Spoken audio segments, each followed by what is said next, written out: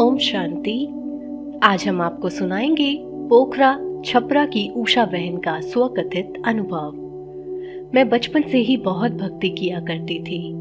पूजा करने और रात्रि में जागरण करने का मेरा सिलसिला अनवरत चलता रहता था। एक दिन सुबह 4 बजे मैं हल्की नींद में थी।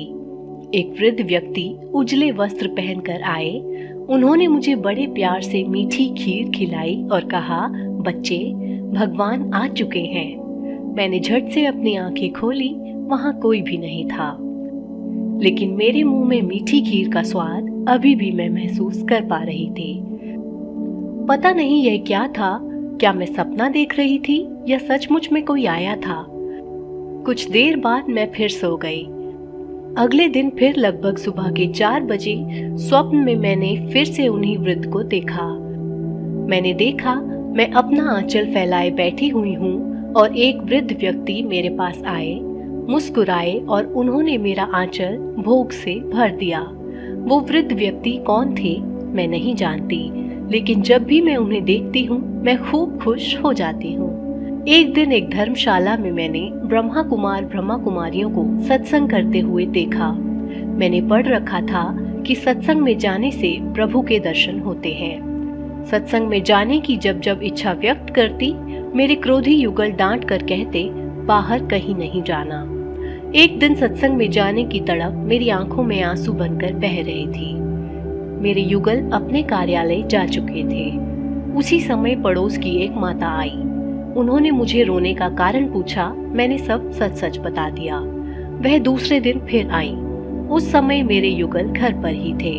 उस माता ने समझा बुझाकर मेरे युगल को राजी कर लिया। मैंने भी डरते हुए अपने युगल से आज्ञा मांगी।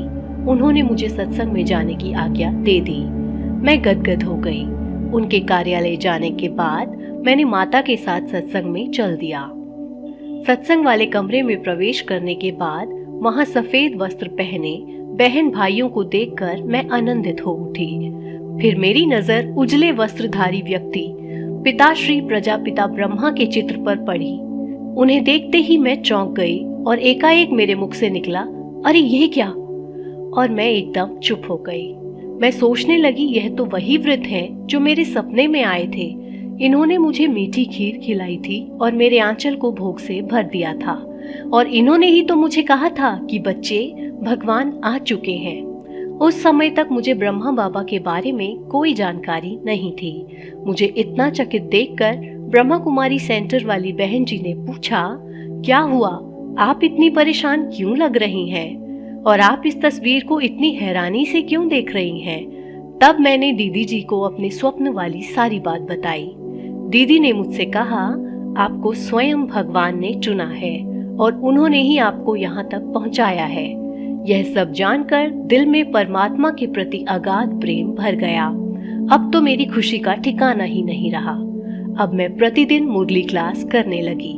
मुरली का ज्ञान सुनकर उसका प्रयोग अपने जीवन पर करने लगी। युगल का मन परिवर्तन करने की भावना से बाबा के 1-2 महावाक्य सुनाती थी तो वे क्रोधित होकर कहते थे कि यह बाबा को तुम मानो, मुझे ये सब मत सुनाओ। मैं बिल्कुल चुप हो जाती थी। फिर 2-4 दिन बाद फिर बाबा का 1-2 वाक्य सुनाती थी। यह सिलसिला तो 3 महीने तक चलता रहा। मैंने बाबा की याद में भोजन बनाना शुरू कर दिया। याद में ही भोजन परोसने और पानी देने का काम करने लगी। 15 दिनों बाद मैंने उनमें कुछ परिवर्तन देखा। कहा, सुबह थोड़ा जल्दी स्नान कर लीजिए। यह सुनकर हल्के क्रोध से बोले, तुम सुबह स्नान करो, मेरे ऊपर यह बोझ मत डालो। मैं चुप हो गई। वे भी शांत मुद्रा में कुछ सोचने लगे। दूसरे दिन बिना कुछ कहे ही सुबह स्नान करने लगे। योग युक्त भोजन का असर देखकर मैं बहुत खुश हो गई। धीरे धीरे मेरे युगल में परिवर्तन आता गया।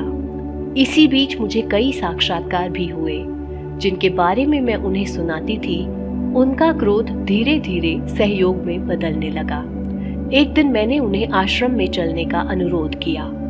आश्रम का नाम सुनकर बहुत ही क्रोधित हो जाते थे, लेकिन उस दिन खुशी खुशी से मेरे साथ चल दिए। इसके बाद रोज पूरी रुचि से बाबा के महावाक्य सुनने लगे। बहन जी जब मुरली की पॉइंट्स पूछती तो वह बहुत ही अच्छी तरह बताते। मैं खुश थी कि मेरा आगे का रास्ता साफ हो गया। 1 साल के बाद हम दोनों तन मन धन से बाबा की सेवा में लग गए। कई ब्रह्मा कुमारी पाठशालाओं की सेवा के निमित्त बाबा ने हमें बनाया है।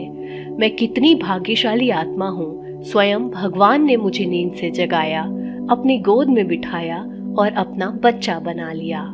मैं सभी भाई बहनों को ये कहना चाहती हूँ कि जिस भगवान को हम इधर उधर ढूंढ रहे हैं, वो हमें अपनी खुली बाहों से निरंतर पुकार रहा कि मेरे लाडले बच्चों, आओ, मैं यहाँ हूँ, तुम इधर उधर क्यों भटक रहे हो। मैं बहुत खुशनसीब हूँ जो मुझे ब्रह्मा कुमारी आश्रम में जाने का मौका मिला, वरना मैं तो पूरे जीवन भगवान को ढूंढती रह जाती और भगवान मेरे बगल से ही निकल जाते। अगर आप भी परमपिता परमात्मा की तलाश में हैं, तो आपको ब्रह्मा कुमारी सेंटर जरूर जाना चाहिए। यहाँ हमें सत्य ज्ञान मिलता है और केवल ज्ञान ही नहीं, परमात्मा स्वयं मिलते हैं। हम आशा करते हैं उषा बहन का अनुभव आपको जरूर पसंद आया होगा।